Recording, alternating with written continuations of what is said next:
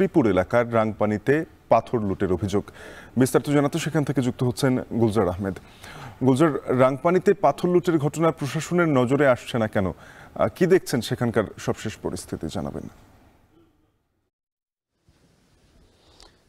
দেখুন, এই কয়েকদিনে আসলে পাথর ইস্যু নিয়ে প্রশাসনের যে তদারকি, সবকিছুকে আসলে বৃদ্ধাঙ্গুলি দেখিয়ে প্রকৃতিকে লুট করছে লুটতরা যারা আছে তারা। আমরা এই মুহূর্তে জৈন্তাপুরের যে শ্রীপুরের যে আরেকটি পর্যটন কেন্দ্র রাংপানি আছে সেখানে আমরা আছি। আমরা একটু সরাসরি দেখাতে চাই। ঠিক আমার পেছনে যে দেখছেন, এখানে নিচের যে অংশটুকু এটা ইতিমধ্যে শুধু পানি হয়ে গেছে।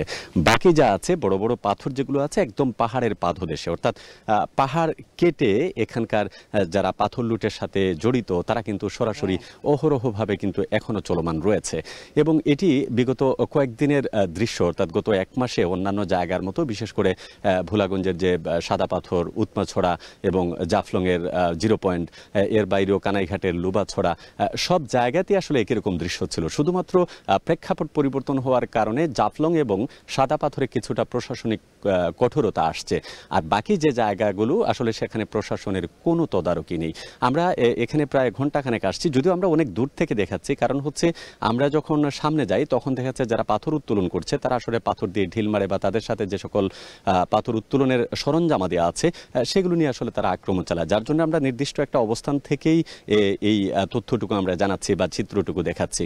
এখানে সকাল থেকে আমরা দেখতে পাচ্ছি যে অন্ততপক্ষে শখানেক নৌকা, না হলেও 3 থেকে 400 শ্রমিক আসলে এই পাথর উত্তোলন করছেন। কেউ পাহাড় কাটছেন, কেউ বড় পাথরগুলো টুকরো টুকরো করে ভেঙে নৌকাতে নিচ্ছেন।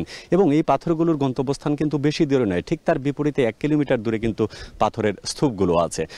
এই যে দৃশ্য, এটি আসলে কমন জিনিস সিলেটের জন্য। এর জন্য বললাম যে আসলে এখানে পাথর লুট হচ্ছে না, লুট হচ্ছে সিলেটের প্রকৃতি।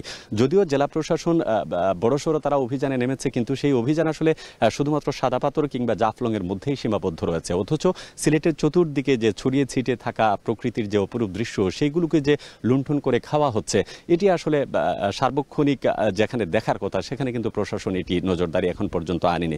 উপজেলা প্রশাসনের সাথে আমরা যোগাযোগের চেষ্টা করেছিলাম, কিন্তু কোনো আনুষ্ঠানিক বক্তব্য পাওয়া যায়নি বা তারা এ বিষয়ে কোনো মন্তব্য করেননি। তারা যেটি বলছেন যে আসলে এত বিশাল একটি এরিয়া, এখানে যারা শ্রমের সাথে নিয়োজিত আছেন তাদেরকে নিয়ন্ত্রণ করাটা আসলে আরো অনেক কঠিন হয়ে যাবে।